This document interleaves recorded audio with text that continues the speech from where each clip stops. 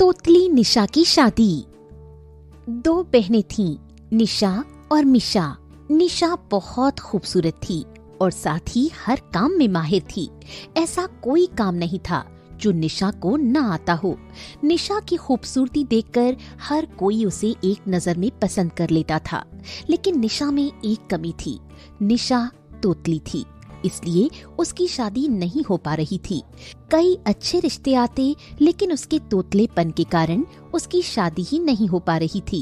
एक बार फिर से निशा को लड़के वाले देखने आने वाले थे। निशा, ओ निशा, कहाँ हो? बाहर आओ।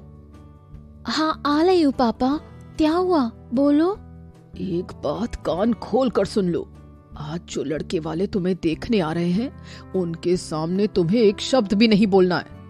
हर बार तुम बोलती हो और बना बनाया काम बिगड़ जाता है। तुम्हारे कारण तुम्हारी छोटी बहन मिशा की भी शादी नहीं हो पा रही है। तुम्हारे तोतलेपन के कारण वो बूढ़ी हो रही है। इस बार प्लीज अपना मुंह मत खोलना। तुम मुंह खोलती हो और पूरा रायता फैल जाता है। लड़के वाले जो भी पूछेंगे उसका जवाब तुम हाँ और नहीं में सिर हिलाकर देना, बाकी मैं संभाल लूंगा। ठीक है पापा, इस बार मैं कुछ नहीं बोलूंगी। लड़के वालों के आने की पूरी तैयारी कर ली जाती है। एक से बढ़कर एक नाश्ता, घर को भी बहुत खूबसूरती से सजाया जाता है। इस बार निशा के पापा कोई कमी नहीं छोड़ रहे थे, क्योंकि वो नहीं चाहते थे कि इस बार भी लड़के वाले निशा को ना करके जाएं। थोड़ी देर बाद लड़के वाले आ जाते हैं और निशा नाश्ता लेकर आती है। ये मेरी बेटी है निशा। इसने एमए किया है, घर के सभी कामों में निपुण है। आपके घर को स्वर्ग बना देगी मेरी बेटी। लड़के वाले कुछ पूछें, उसके पहले ही निशा के पापा निशा के बारे में पूरी बात लड़के वालों को बता देते हैं। नाश्ता देकर निशा जाने लगती है। अरे कहाँ जा रही हो बेटा?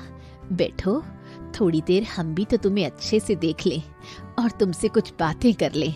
फिर निशा अपनी पापा का चेहरा देखती है। उसके पापा इशारे से उसे बैठने के लिए कहते हैं। निशा लड़के की माँ के पास वाली कुर्सी पर बैठ जाती है। लड़के की मम्मी सवाल पूछना शुरू करती हैं। बेटी, खाना बना लेती हो? निशा ने सिर हिलाकर हाँ में जवाब दिया। सिलाई कढ़ाई कर लेती हो? फिर निशा ने सिर हिला दिया। एमए किया है तुमने? फिर निशा ने सिर हिलाया। लड़के की माँ जितने सवाल कर रही थी, उतनी ही निशा के पापा की दिल की धड़कनें बढ़ रही थीं कि कहीं निशा कुछ बोल ना दे और सबको उसकी सच्चाई पता न चल जाए। हमारा लड़का भी बहुत पढ़ा लिखा है, मैकेनिकल इंजीनियर है, बेंगलुरु में नौकरी करता है। बहुत ही खुश मिजाज है हमारा बेटा। आपकी बेटी बहुत खुश रहेगी हमारे बेटे के साथ। वैसे भी कौन सा उसे हमारे साथ रहना है। हमारा बेटा जहाँ नौकरी करेगा वहाँ हमारी बहू भी रहेगी। लड़के वाले किसी बात से नाराज न हो जाएं और ये रिश्ता भी हाथ से न चला जाए, इसलिए निशा के पापा लड़के से कोई सवाल ही नहीं करते हैं। निशा के पापा बीच में ही बोल पड़ते हैं। तो क्या आपको हमारी लड़की पसंद आई? हाँ जी, आपकी लड़की तो बेहद खूबसूरत है।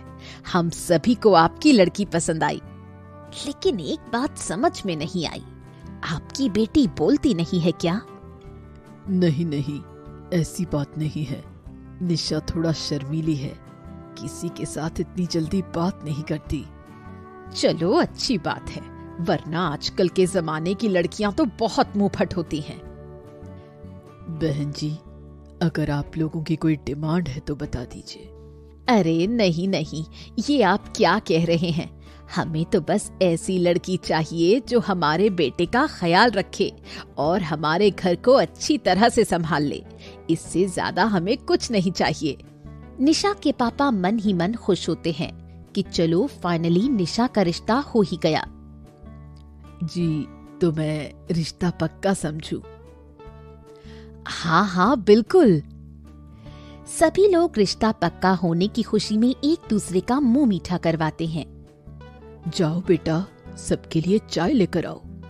निशा सबके लिए चाय लेकर आती है और सबको चाय देती है। लो बेटा, तुम भी चाय पियो।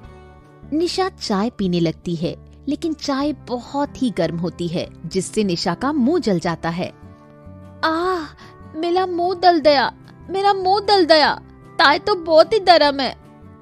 ओहो, फैल गया रायता। इतने में लड़का बोल पड़ता है, अले ताए तरफ दी तो फुत्ते पी लेती। अंत में पता चलता है कि लड़का भी तोतला था, इसलिए वो इतनी देर से चुप बैठा था।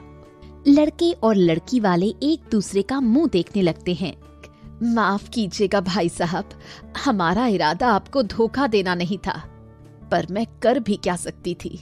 कितने सारे रिश्ते आए और गए, लेकिन इसके तोतलेपन के कारण इसकी शादी हो ही नहीं पा रही थी, इसलिए इस बार मैंने इसे चुप रहने को कहा था। अरे आप माफी मत मांगिए बहन जी, हमारा भी बिल्कुल यही हाल है। मैं भी निशा की शादी न होने के कारण बहुत परेशान था। चलिए, जो भी हुआ अच्छा हुआ, हम दोनों की परेशानी हल हो गई। फिर सभी हंसने लगते हैं। फिर निशा और रोहित की शादी हो जाती है।